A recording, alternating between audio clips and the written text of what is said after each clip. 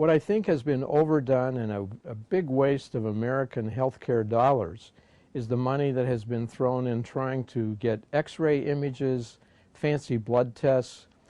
In my experience over the years, I have not found that a CT scan or an MRI has been helpful in any degree. So this is a waste of money most of the time. If there is a lot of urinary dysfunction and that there is pain with bladder filling, I think it is important for us to make sure there isn't an inflammatory component in the bladder itself, sometimes known as interstitial cystitis. The inflammatory process feeds on the muscular pain, and it just becomes a cycle of pain that is difficult to break.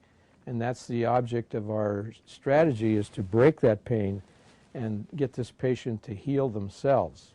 We have to keep in mind what the objective is, and that is to give this patient a new quality of life, reduce their pain, and hopefully over time completely eliminate it. I've made a little list of symptoms. So in the pain arena, people often have a lot of discomfort in the base of the pelvis. Some men talk about feels like sitting on a golf ball, and once again, sitting seems to trigger a lot of these pains. Associated with that is an aching and a sensitivity even in the testicles, so they always are having to kind of squirm around to figure out what position is helpful. Some of that pain is in the lower back. Feels like it might be a back problem, but it's usually lower down. Some of my patients will complain of the pain radiating into the groin and into the thigh, and this is one of those common areas that is complained of. And then there's a suprapubic, that meaning just below the belly button, there can be discomfort. Now, in addition to those pain symptoms, we have this sexual dysfunction. With men, it can be pain after ejaculation, with orgasm. With women, it's pain during sex, where it's just a contact kind of discomfort. And there's a lot of anxiety about having sex. And men will often have ejaculation problems, and they will often have difficulty attaining erection.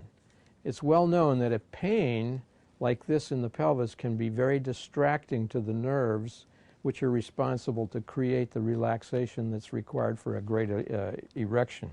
Then, of course, there's the discomfort and dysfunction of the bowel movement, that even having the bowel movement can be painful, or even afterward.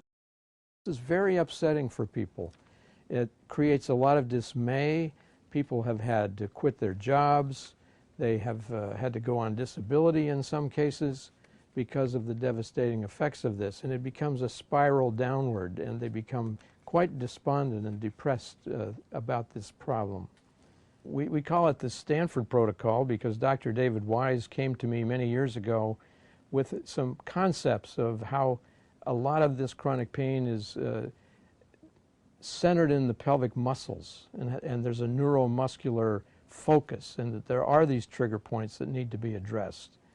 And so together we worked with patients, and he developed excellent techniques of teaching the patients how to mentally control some of this using a technique that is now called paradoxical relaxation. Stress and anxiety is just pouring gasoline on the fire that feeds these muscles which are already sore and tender. We've put this together in this book, Headache in the Pelvis.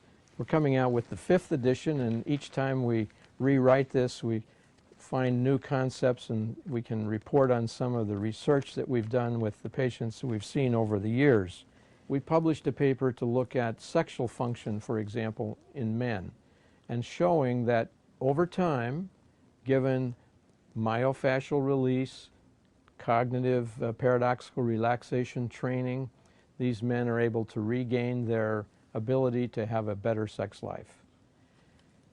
We then looked at these patients and took normal individuals, normal men that don't have any problem with pelvic pain, and compared them in terms of what is their personality like, what is the psychological aspects of their lives like, and how much stress do they actually suffer, how much physical dysfunction do they have.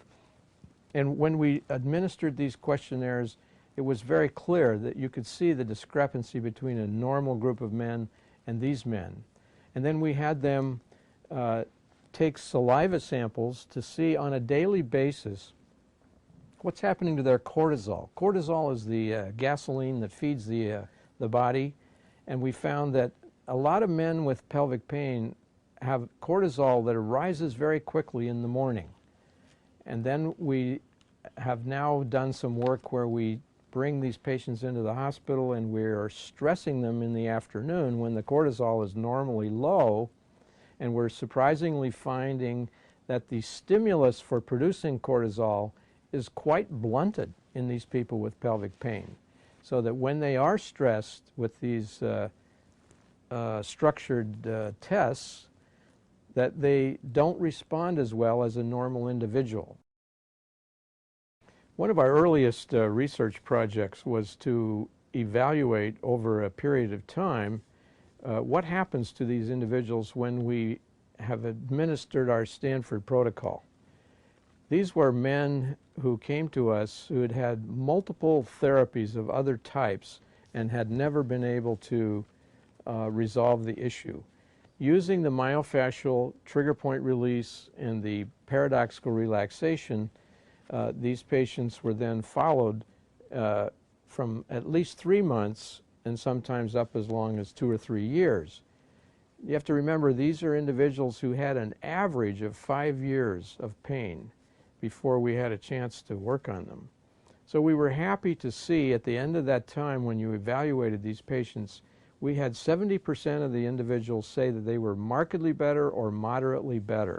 These are individuals that have made a lot of progress, and we're continuing to refine the protocol and have discovered that if we can get in these pain patients to come and visit us for a 6-day period and have time to work with them on a daily basis, spending more than just an office visit to work on the pelvic pain, to work on those muscles and work on their paradoxical relaxation training, this is giving us even better results, and we're just doing the analysis now to compare that with the way it started out in the beginning.